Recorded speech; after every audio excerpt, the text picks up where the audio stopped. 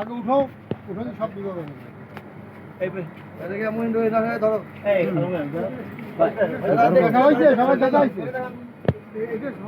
হ্যাঁ, না এটা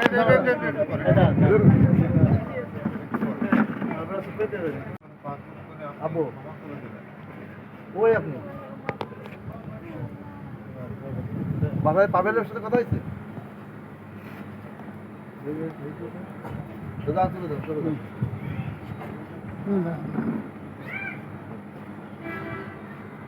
আবার কি রওনা দিচ্ছি নিয়ে আমি সবাই কাটি মাথা দাদু দেখি এখন তো আমরা রওনা দিতে পারি। যাবো একবার? হ্যাঁ, কাকিমা রওনা দেখি আপনি এটা আপনি জি ধরো ধরো হ্যাঁ হ্যাঁ।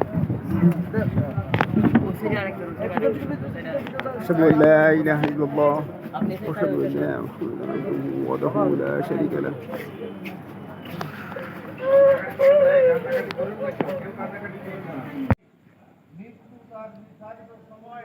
তোমাদের সঙ্গে সাক্ষাৎ করে নেবে। আমরা অনেক সময় চিন্তা করি যে আমার তো এখনো বয়স হয়নি, এখনো আমার মৃত্যুর সময় হয়নি, সুতরাং এখনই আমরা কিভাবে আল্লাহর কাছে আত্মসমর্পণ করবো, 5 বছর নামাজ পড়বো, কিভাবে ফরজ ইবাদত গুলো যথাযথভাবে প্রতিপালন করবো, সেই ক্ষেত্রে আমরা সন্দিহান হয়ে পড়ে থাকি। অথচ রব্বুল আলামিন স্পষ্ট করে বলে দিলেন যে মৃত্যু কখন আসবে এই বিষয়টা একমাত্র আল্লাহর সিদ্ধান্ত ছাড়া আর কারোর কোনো সিদ্ধান্তের উপরে নির্মিত নয়। আল্লাহ নবী হযরত দাউদ আলাইহিস সালামের সামনে এক অপরিচিত ব্যক্তি আগমন করলেন। আল্লাহ নবী দাউদ আলাইহিস সালাম জিজ্ঞাসা করলেন, আপনাকে তো আমি চিনতে পারলাম না, আপনি কে?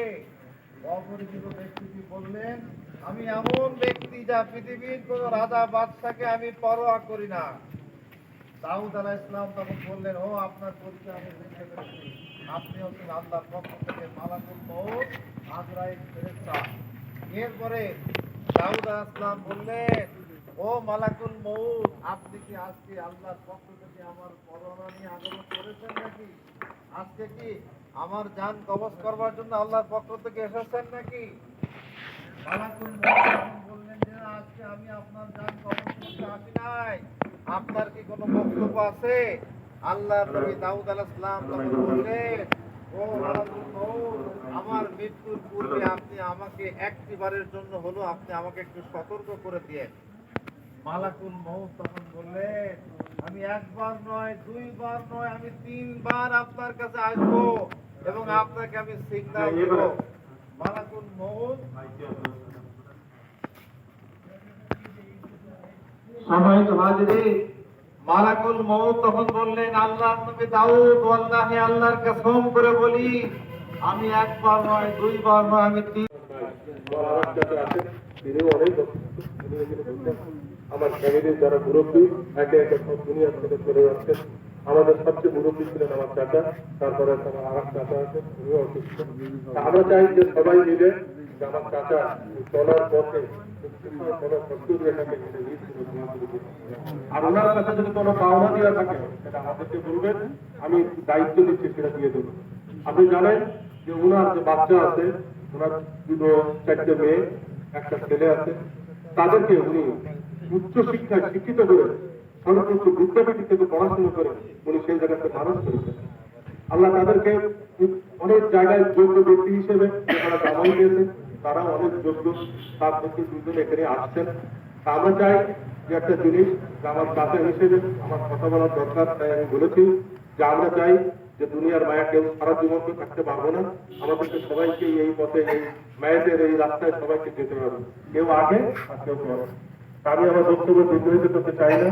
আমরা একটা সিদ্ধান্ত নিয়েছি ওনাদের সাথে, ওনার ছেলের সাথে এবং ওনার মেয়েদের সাথে কথা বলে আগামী যে শুক্রবার আছে, এই শুক্রবারে যে মসজিদগুলো আছে সেখানে আমরা একটা দোয়ার ব্যবস্থা করব। আর সাথে সাথে ওনার বাড়ি যারা আমার আত্মীয় স্বজন আছে তাদেরকে ব্যবস্থা করে থাকছে। এই হিসেবে আমি আপনাদের কাছে এই জায়গায় দাঁড়িয়ে আপনাদেরকে দাওয়াত দিয়ে দিলাম। আপনারা যারা মসজিদে থাকবেন সেই দাওয়াতে সবাই পার্টিসিপেট করবেন। আর পরেও এই মসজিদের সবচেয়ে বড় জিনিস, আমার যে ছোট ভাই আছে সে এই মসজিদেরও সভাপতি, সে এই ঈদগাহের সভাপতি, সে সবসময় মানুষের পাশে থাকে, সবসময় খেদমত করে, সে সবসময় এইসব কথায় যত জিনিস থাকে সব কথা বলে থাকে। তা আমি চাই যে তার কাছে এখানে তো মাইকটা দিচ্ছি, সে দুটো কথা বলবে, আপনি তার কাছে কথাগুলো শোনার পরে আমরা যাই 9:30 বাজে, আমরা বেশি সময় ব্যয় করবো না, কারণ কালকে হচ্ছে ঈদের দিন, ঈদের আজহার দিন, আমাদের সবাই কাজে ব্যস্ত থাকছে। সেই কাজের জন্য আমি আর বেশি সময় দিতে চাচ্ছি না।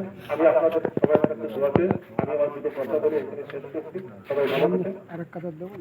আমি বলেছি যে লেনদেন যদি তো থাকে, আমি বলে দিচ্ছি যদি লেনদেন থাকে সেটা আপনি আমার কাছে বলবেন, আমি অবশ্যই সেটাকে পাঠাবো। আমি সবাইকে চেয়েছি না।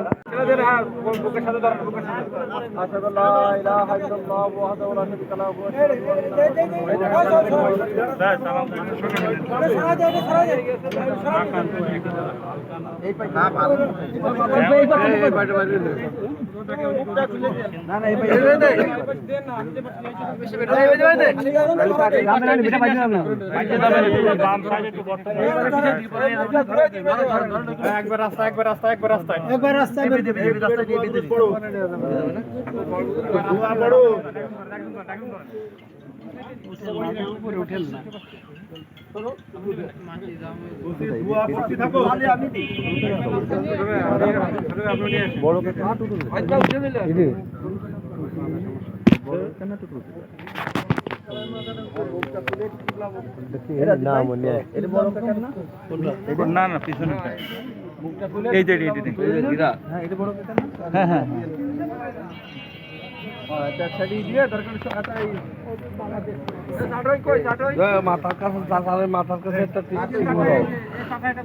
ওটা ওটা ওই যে মুরাদ রয়েছে, কলেজ রয়েছে, আব্দুল্লাহ রয়েছে, ওরা ওরা ঠিক রেখে দেবে না পুরো, তখন এত উঠে যাবে না, ওরা ওরা দেবে না তো।